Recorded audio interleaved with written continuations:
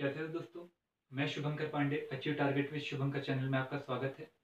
आज हम world history के लास्ट लेक्चर को लेकर चले, शीत युद्ध। और शीत युद्ध को पढ़ने के बाद में हमारा वर्ल्ड हिस्ट्री का एक बड़ा पोर्शन समाप्त होता है। उसके बाद में जो पोर्शन बचे हुए, जो वर्ल्ड हिस्ट्री से भी कहीं ना कहीं इंटरलिंक करते हैं और आईआर से भी, इंटरनेशनल अफेयर से भी। तो हम बचे हुए पोर्शनों को इंटरनेशनल अफेयर से पढ़ने की कोशिश करेंगे, उसके साथ में समझने की कोशिश करेंगे क्या क्या घटनाएं हमें पढ़नी, क्या क्या घटनाएं नहीं पढ़नी। पर प्राय शीत युद्ध में हमारे कहीं ना कहीं बहुत सारी घटनाएं क्लियर हो जाएंगी। तो आज हम शुरू करते हैं शीत युद्ध। ये शीत युद्ध क्या है, अर्थात परिभाषा। बहुत सारे बच्चे की दिमाग शीत युद्ध मतलब ठंडा युद्ध, गर्म युद्ध, ठंडा युद्ध, दो प्रकार का दिमाग में आता है। इस शीत युद्ध के कारण क्या थे, रीजंस, कई सारे रीजंस हैं। और इसका प्रभाव क्या पड़ा भारत पर भी। आप ध्यान में रखिए, इकोनॉमी के सेक्टर में आपको 1991 बताया जाएगा, जब हमारे देश में एलपीजी को अपनाया गया। एलपीजी मतलब गैस सिलेंडर नहीं, एलपीजी का मतलब गैस सिलेंडर नहीं है, बस इतना ध्यान में रखिए। तो 1991 में ये शीत युद्ध समाप्त हुआ और ये शीत युद्ध की शुरुआत हुई 1917 से लेकर 1991 तक।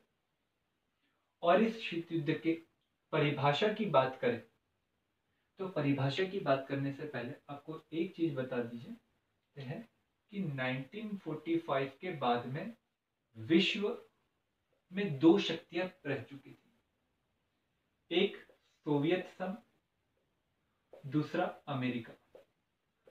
ये दोनों ही शक्ति अलग अलग विचारधारा को लेकर चल रही थी। सोवियत संघ मानती थी साम्यवाद को और अमेरिका मानता था किसे, पूंजीवाद को। किसे मानता था, पूंजीवाद को, कैपिटलिज्म को। और दोनों के बीच में वैचारिक मतभेद 1917 में हुई बेल्शेविक क्रांति के बाद से ही थे, दोनों ही विचारधारा में। और दोनों विचारधारा में थे तो वो प्रत्यक्ष रूप से हमें 1917 से लेकर 1945 तक के नहीं दिखाई दिए, परंतु 1945 होते या आते आते ये मतभेद हमें प्रत्यक्ष रूप से दिखाई देने लगे। और इस प्रत्यक्ष मतभेद को शीत युद्ध की संज्ञा दी गई। युद्ध तो होगा, परंतु युद्ध होगा कि नहीं, कब होगा पता नहीं। इस प्रकार के युद्ध को कहा जाता है शीत युद्ध या कोल्ड वॉर। जैसे पाकिस्तान के साथ हमारा एक प्रकार से कोल्ड वॉर, कब होगा पता नहीं। चाइना के साथ अभी स्थिति वही बनी हुई है, होगा होगा होगा, कब होगा पता नहीं, परंतु स्थिति बनी पड़ी। तो इस प्रकार की घटना को कहा जाता है शीत युद्ध। और इसे हमारे देश के पहले प्रधानमंत्री के द्वारा इसे निलंबित मृत्यु के रूप में कहा गया। निलंबित मृत्यु के रूप में मतलब उन्होंने बहुत ज्यादा कठोरता के साथ परिभाषा की और कहा कि भैया इस कंडीशन में कोई भी व्यक्ति जीने से अच्छा मरना पसंद करेगा, क्योंकि मृत्यु दंड तो मिला है परंतु ये नहीं बताया कि कब मिलेगा, तो व्यक्ति के लिए हर दिन जीना कठिन होता है। और यही स्थिति थी शीत युद्ध में। दोनों सब विचारधारा को मानने वाले देश एक दूसरे के प्रति इतना ज्यादा खौफ खा के बैठे थे कि दोनों को लगता था कि कोई भी स्टेप अगर दूसरा राष्ट्र ले रहा है तो हमारे विरोध में ही ले रहा है, तो हमें भी युद्ध के लिए तैयार होना चाहिए। मतलब हर स्टेप को नकारात्मक रूप से सोचना और उसके लिए प्रिपेयर रहना, यही शीत युद्ध की स्थिति थी। जासूसी करवाना, ये सब इसके इंस्ट्रूमेंट थे। तो निलंबित मृत्यु के रूप में से परिभाषित किया और हमारे देश के पहले प्रथम अच्छे राजनायक मेनन साहब के द्वारा कहा गया कि ये दो विचारधारा और दो देशों के बीच में वैचारिक मतभेद। यदि हम कारणों की बात करें तो इस युद्ध के कारणों के कई सारे कारण हैं। कारणों में अगर हम बात करें तो आपको सेकेंड वर्ल्ड वॉर जो 1939 से लेकर 1945 तक के दिखाई देता है। इस युद्ध में दो प्रकार की शक्तियां लड़ी गई, एक थी मित्र शक्ति, एक थी ध्रुवीय शक्ति। मित्र शक्ति में कई सारे राष्ट्र थे, जैसे कि अमेरिका, ब्रिटेन, फ्रांस और रशिया। रशिया कौन सी विचारधारा का, बोलिए, साम्यवादी। और बाकी तीन राष्ट्र कौन सी विचारधारा के, पूंजीवादी। और जब युद्ध चल रहा था तो इस युद्ध में जर्मनी के द्वारा जो ध्रुवीय राष्ट्र का प्रमुख राष्ट्र था, उस राष्ट्र के द्वारा लगातार पूर्व की ओर आक्रमण किया जा रहा था। मतलब जर्मनी ये है, पश्चिम ये है, पूर्व ये है। तो पश्चिम का मतलब है फ्रांस और ब्रिटेन, पूर्व का मतलब हो गया पोलैंड और रसिया, रूस। जर्मनी के द्वारा लगातार पश्चिम की ओर न आक्रमण करके पूर्व की ओर आक्रमण किया जा रहा था, और इसके कारण स्टालिन का कहना था कि भैया इस परिस्थितियों में रशिया के ऊपर बहुत अधिक दबाव पड़ रहा है, तो दबाव को कम करने के लिए पश्चिमी देशों के द्वारा अर्थात फ्रांस और ब्रिटेन के द्वारा एक और मोर्चा खोलना चाहिए, ताकि जर्मनी जो है उसकी पूरी पावर रशिया के प्रति ना हो, कुछ बट जाए, एक पश्चिम की ओर हो जाए और एक पूर्व की ओर हो जाए। ये बात स्टालिन लगातार मानते रहा। मांग जब लगातार होते रही, तभी भी जब फ्रांस और ब्रिटेन के द्वारा इस मांग पर जोर नहीं दिया गया, नहीं माना गया, तो स्टालिन के दिमाग में ये आया कि भैया शायद ये जर्मनी का उपयोग रशिया को दबाने अर्थात साम्यवादी सरकार को गिराने के लिए करना चाहते हैं, और यहीं से मतभेद प्रत्यक्ष रूप से शुरू है। कोल्ड वॉर की शुरुआत यहाँ से प्रत्यक्ष रूप से हुई। अप्रत्यक्ष रूप से कब हो चुकी थी? 1917 में हुई बेल्शेविक क्रांति से। तो मतलब द्वितीय मोर्चे के मुद्दे पर हमें शीत युद्ध की शुरुआत दिखाई दी प्रत्यक्ष रूप से। इसी के बाद में युद्ध की जो समाप्ति हुई थी, अगर हम सेकंड कारण की बात करें तो युद्ध की समाप्ति हुई थी जापान के दो शहर हिरोशिमा और नागासाकी पर परमाणु बम के हमले के बाद। जैसे ही परमाणु बम गिरा, उसी के साथ जर्मनी के द्वारा सॉरी जापान के द्वारा युद्ध में युद्ध समाप्ति की घोषणा की गई। और जब युद्ध समाप्ति की घोषणा की गई, तो उसके बाद में रशिया के द्वारा कहा गया कि भैया ये बम अमेरिका के द्वारा कब बना लिया? फ्रांस से उसने फोन किया, आपको पता था क्या? उसने बोला हाँ मुझे पता था। ब्रिटेन से आपको पता था क्या? उसने बोला हाँ मुझे ही पता था। कि मुझे ही क्यों नहीं पता था? तो भैया एटॉमिक बम, परमाणु बम के हथियार के निर्माण के विषय में जानकारी नहीं, ये भी कहीं ना कहीं शीत युद्ध की शुरुआत का कारण बना। तो दूसरा कारण क्या बना? परमाणु बम के विषय में जानकारी का अभाव। जानकारी का क्या अभाव? ये भी क्या बना? शीत युद्ध का कारण। अगला अगर हम कारण की बात करें, तो जैसे ही युद्ध हुआ और समाप्त हुआ 1945 में सेकेंड वर्ल्ड वॉर, तो सेकेंड वर्ल्ड वॉर के बाद में एक बाल्कन समझौता हुआ। उस बाल्कन समझौते के तहत में पूर्वी यूरोप के कई सारी कंट्रियों को, क्योंकि उस युद्ध में बहुत सारी कंट्रियों की अर्थव्यवस्था का दिवालिया निकल चुका था, कई सारी अर्थव्यवस्था दिवालिया होने के कारण वो अपनी जनता का भरण पोषण नहीं कर पा रही थी, और उनमें कई सारी जो राष्ट्र थे वो ऐसे राष्ट्र थे जो ध्रुवीय राष्ट्र के समर्थन में थे, अर्थात जर्मनी के नेतृत्व वाले ध्रुवीय राष्ट्र के समर्थन में थे। तो जीते हुए राष्ट्रों का ये कर्तव्य बनता था कि भैया अगले तृतीय वर्ल्ड वॉर की स्थिति ना बने, इसलिए हम हारे हुए राष्ट्र को भी सम्मान करें, क्योंकि फर्स्ट वर्ल्ड वॉर में कहीं ना कहीं हमने असम्मान किया था, विश्वासघात किया था, और इसके कारण सेकेंड वर्ल्ड वॉर हुआ। अगर सेकेंड वर्ल्ड वॉर में भी वैसी ही स्थिति को रखेंगे तो थर्ड वर्ल्ड वॉर होगा ही होगा, और उसमें परमाणु बमों का उपयोग होगा, और परमाणु बमों का उपयोग होगा तो पृथ्वी पर कोई जीवन संभव ही नहीं रहेगा। तो इस बात को ध्यान में रखकर जो हारे हुए राष्ट्र थे और छोटे छोटे राष्ट्र थे, उनके भरण पोषण की जिम्मेदारी ली गई, जिसमें ब्रिटेन को कुछ राष्ट्र दिए गए और कुछ राष्ट्र किसे दिए गए? रशिया को। जब रशिया और ब्रिटेन दोनों को दिए गए, तो कई सारे राष्ट्रों के ऊपर अब नाकेबंदी हटाने की बात है कि भैया अब बहुत समय तक हमने शासन कर लिया, अब इनकी अर्थव्यवस्था मजबूत हो चुकी है, अब इन्हें अपने हिसाब से शासन करने दो। स्टालिन ने यहाँ पर आकर शासन करने से मना कर दिया, शासन हटाने से मना कर दिया। और जब शासन हटाने से मना किया, तो शासन हटाने से मना किए जाने के बाद में अमेरिका के नेतृत्व वाले कैपिटल जो नेशन थे, वो कहीं ना कहीं सतर्क हो गए कि भैया शायद ये पूर्वी यूरोप में साम्यवाद का प्रसार करना चाहता है। साम्यवाद का क्या करना चाहता है? प्रसार करना चाहते हैं। तो मतलब बाल्कन समझौतों का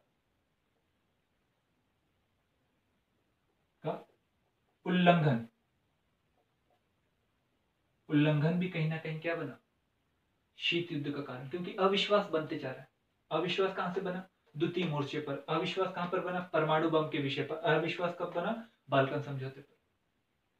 अब अविश्वास एक और बार बना जब चर्चिल के द्वारा फुलटान में भाषण दिया गया, उस भाषण में कहा गया कि हम एक तानाशाह की जगह पर दूसरे तानाशाह के शासन को स्थापित नहीं होने देंगे यूरोप में। जब ये भाषण दिया गया तो ये भाषण कहीं ना कहीं स्टालिन के ऊपर आक्षेप था।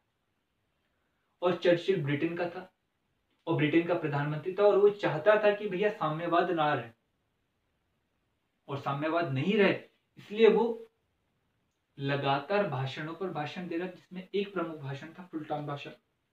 और ये भाषण जब दिया गया तो कहीं ना कहीं स्टालिन के ऊपर जब आक्षेप लगे तो ये भी कहीं ना कहीं सोवियत संघ को सतर्क कर गया, क्योंकि एक तानाशाह कौन था? जर्मनी का शासक हिटलर, जो युद्ध में हार रहा था, और दूसरा तानाशाह कौन था?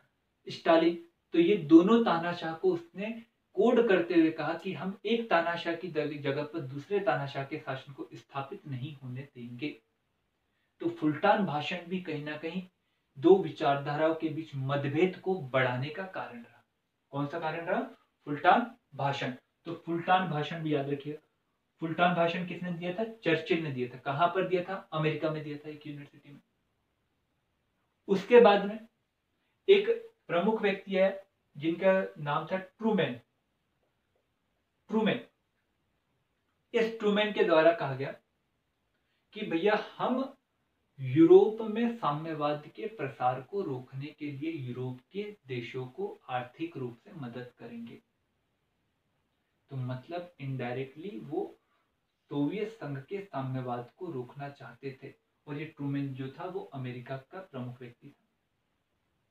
और इस बात से भी कहीं ना कहीं दोनों के बीच में मतभेद हमें दिखाई देने लगे, दोनों विचारधाराओं के बीच मतभेद दिखाई देने लगे, और स्टालिन के ऊपर सीधा सीधा आक्षेप था। तो वो कहीं ना कहीं ट्रूमैन की जो योजना थी, ट्रूमैन योजना, ये भी कहीं ना कहीं क्या बनी? शीत युद्ध का कारण बनी। और इसी दौरान ये आर्थिक रूप से मदद करने की बात की, तो वहीं सैन्य रूप से मदद करने के लिए नाटो की स्थापना की गई। कौन सी स्थापना की गई? 1949 में नाटो की स्थापना, जिसका उद्देश्य था कि पूरे यूरोप को, खासकर पश्चिमी यूरोप को सैन्य शक्ति से मजबूत करना। उस सैन्य शक्ति से मजबूत करने के लिए अमेरिका सैन्य मदद करेगा, और अमेरिका सैन्य मदद करेगा तो साम्यवाद के प्रसार को रोका जा सकेगा। तो मतलब अमेरिका की दिलचस्पी जब यूरोप में बढ़ने लगी वो पूंजीवाद को बचाने के लिए, तो कहीं ना कहीं पूंजीवाद को बचाना है तो विरोध किसका करना है? साम्यवाद का। तो मतलब नाटो जैसे संगठन की स्थापना जो हुई, ये भी कहीं ना कहीं शीत युद्ध का कारण बनी, क्योंकि जैसे ही नाटो की स्थापना हुई तो उसके विरोध में वार्सा नामक संगठन बना, जो रशिया के नेतृत्व में था, जिसका उद्देश्य साम्यवाद की रक्षा करना था। और नाटो का उद्देश्य क्या था? पूंजीवाद का रक्षा करना था। आया समझ? इसी के बाद में कई सारी और घटनाएं घटी, जैसे कि अगर हम आपको बताएं क्यूबा संकट। क्यूबा संकट को थर्ड वर्ल्ड वॉर का कारण माना है। क्यूबा संकट ने भी शीत युद्ध को बहुत ज्यादा ज्वलंत बना दिया। क्यूबा संकट और वायुयान, जासूसी वायुयान के माध्यम से जासूसी, ये दो घटनाएं शीत युद्ध को और ज्यादा बढ़ाती चली। अब क्यूबा जाओगे तो क्यूबा है अमेरिका के नीचे में, जो गन्ने के लिए बहुत अधिक फेमस है। क्यूबा में क्रांति हुई, और क्रांति हो जाने के बाद में, क्रांति मतलब सत्ता पलट हुई, सत्ता पलट हो जाने के बाद में क्यूबा में एक सरकार आई जो कहीं ना कहीं बतिस्ता को हटाया गया, और वहां पर नई सरकार आई, और जो कहीं ना कहीं समाजवाद को मानती थी। और अमेरिका के नीचे में समाजवाद आ जाना अमेरिका के लिए चेतावनी थी, और रशिया के लिए एक मौका था, सोवियत संघ के लिए एक मौका था कि भैया हम अब प्रशांत महासागर के क्षेत्र में, अटलांटिक महासागर के क्षेत्र में भी समाजवाद का प्रसार कर पाएंगे। और इसलिए लगातार सोवियत संघ के द्वारा धीरे धीरे धीरे धीरे धीरे धीरे वहां पर असला बारूद लगातार पहुंचाना शुरू किया। और इस बात से सतर्क होकर अमेरिका के द्वारा ये चेतावनी दी गई, और एक काल्पनिक रेखा को बनाया गया कि यदि रशिया के जहाज इस काल्पनिक रेखा को क्रॉस करते हैं तो उसके बाद में अमेरिका के द्वारा हमला किया जाएगा, और ये हमला रहेगा एटॉमिक। ये हमला क्या रहेगा? एटॉमिक बॉम्ब का हमला रहेगा।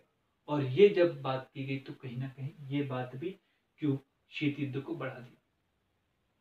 इसी के पहले एक विमान था, और उस विमान के माध्यम से जासूसी की गई, और ये जासूसी की गई तो जासूसी करने का उद्देश्य क्या था कि किस प्रकार से घटना हो रही है, क्या हमारे खिलाफ में कोई षड्यंत्र हो रहा है कि नहीं। तो ये जासूसी भी कहीं ना कहीं क्या बनी, शीत युद्ध का कारण बनी। तो कई सारी ऐसी घटनाएं रही जो शीत युद्ध का क्या बनी, कारण बनी। शीत युद्ध को बढ़ाने की कोशिश करते चले। शीत युद्ध को बढ़ाने की कोशिश में चाइना, पाकिस्तान, भारत, ये तीन की भी महत्वपूर्ण भूमिका रही। चाइना समाजवाद की तरफ था, पर धीरे धीरे समाजवादी विचारधारा से उसके संबंध टूटते चले गए और अमेरिका की तरफ चले गए। पाकिस्तान अमेरिका की तरफ से पहले था, परंतु भारत अपनी विचारधारा को खोना नहीं चाहता था। भारत अपनी विदेश नीति को स्वतंत्रता पूर्वक चलाना चाहता था, इसलिए वो गुटनिरपेक्ष की तरफ रहा, ना तो समाजवाद की तरफ ना ही पूंजीवाद की तरफ, और इसके कारण भारत अकेला हो गया। और यही कारण रहा कि 1971 के करीब करीब भारत का जो दक्षिण एशिया का क्षेत्र है, यहाँ पर घटने वाली घटना भी शीत युद्ध को बढ़ाने वाला कारण बनी। यहाँ पर होने वाली घटना, इसी के बाद में आप जब 1980 के करीब करीब आऊंगे तो अफगानिस्तान का क्षेत्र भी शीत युद्ध का कारण बने। यहीं से अलकायदा जैसे संगठन आपको बनते दिखाई देंगे, यहीं से आपको आतंकवादी घटना घटते हुए दिखाई देंगी, जो प्रोपोगेंडा के माध्यम से चलाए गए। तो ये सब घटनाएं शीत युद्ध का कारण बनी, और इस शीत युद्ध के कारण नुकसान भी हुआ, फायदा भी हुआ। नुकसान ये हुआ कि इसके कारण शस्त्र की दौड़ चली आ गई। शस्त्र की दौड़ इतनी ज्यादा चलेगी कि कई ऐसे शस्त्रों का निर्माण किया गया कि वो एक ही बार उपयोग करने से पूरी पृथ्वी कहीं ना कहीं जीवन के लिए असंभव वाली स्थिति बना दे। पृथ्वी पर परमाणु बम, हाइड्रोजन बम, इनका निर्माण कर दिया गया। कई सारे रासायनिक शस्त्रों का निर्माण किया गया जो मानवीय रूप से कहीं ना कहीं मानवता के लिए हानिकारक। वैचारिक रूप से दो राष्ट्र के बीच में कहीं ना कहीं क्या किया गया, लड़ाई शुरू हो गई। नए नए राष्ट्र जो बने उनमें सत्ता को पलटने की कोशिश करते चले गए। वहां पर जब सत्ता पलटती गई तो स्वाभाविक सत्ता आना सत्ता जाना, सत्ता आना सत्ता जाना, तो उन राष्ट्रों का विकास ही नहीं हो पाया। जब विकास नहीं हो पाए तो उन राष्ट्रों पर राष्ट्रों के लोगों का लोकतंत्र के ऊपर से विश्वास उठ गया और वहां पर सैन्य शासन आ गया। और जब सैन्य शासन आया तो मानवता का और ज्यादा गला घोटा गया। जैसे लीबिया वगैरह आप देखोगे, जैसे आप इराक वगैरह आप देखोगे, तो आपको वहां समझ में आएगा। पर अगर पॉजिटिव रूप में देखें तो पॉजिटिव रूप में इस समय में अंतरिक्ष के नए द्वार खुले, अंतरिक्ष के क्षेत्र में विकास करने की कोशिश की गई। पहली बार मानव को भेजा गया, अंतरिक्ष के कोने कोने को झांकने की कोशिश की गई। रिसर्च एंड डेवलपमेंट के अंतर्गत बहुत अधिक प्रयास किए गए। तो कहीं ना कहीं आवश्यकता ही आविष्कार की जननी मानी जाती है, तो इस समय में आवश्यकता थी और विकास ज्यादा तेजी से होते चले गए। इसका अगर प्रभाव भारत पर देखें तो इसके कारण भारत की अर्थव्यवस्था पर नेगेटिव असर पड़ा। गुटनिरपेक्ष आंदोलन इसके कारण हमें दिखाई दिया। भारत उसमें नेतृत्व करता था और भारत की छवि विश्व में बनी। भारत के ऊपर जब जैसे युद्ध समाप्त हुआ 1991 के करीब करीब, तो उसके कारण भारत में आर्थिक संकट आया। क्यों आया तो हम आपको बताने की कोशिश करेंगे। युद्ध कई जगह पर हुए। आपको खाड़ी का युद्ध दिखाई देगा, इजराइल और फिलिस्तीनियों के बीच में युद्ध दिखाई देगा, अरब के बीच में युद्ध दिखाई देगा, अरब इराक के बीच में, ईरान के बीच में, ये सब युद्ध हुए। तो कई सारी घटनाएं घटी और ये कई सारी घटनाएं आपको याद में रखनी पड़ेगी, क्योंकि इनडायरेक्टली इकोनॉमी के सेक्टर में आपको यहाँ पर पंचवर्षीय योजना बताते समय मुझे यहाँ पर बताना पड़ेगा। तो आप शीत युद्ध को बहुत सारी बातों को समझते चलिएगा। तो यहाँ पर आपको मैं बताकर यहीं पर इस लेक्चर को समाप्त करने की कोशिश करता हूँ। अब अगला लेक्चर क्या शुरू करें, टॉपिक क्या शुरू करें, प्राचीन भारत का इतिहास या फिर कला एवं संस्कृति। आप इन दोनों ऑप्शन में से मुझे बताने की कोशिश करिए। मैं कला एवं संस्कृति को ज्यादा प्रेफरेंस देता हूँ, उसका कारण मैं कल के लेक्चर में बताने की कोशिश करूंगा। आपको यदि वीडियो अच्छा लगा हो तो जरूर से लाइक करिए, चैनल को सब्सक्राइब करिए और बहुत लोगों तक के शेयर करिए। Thank you.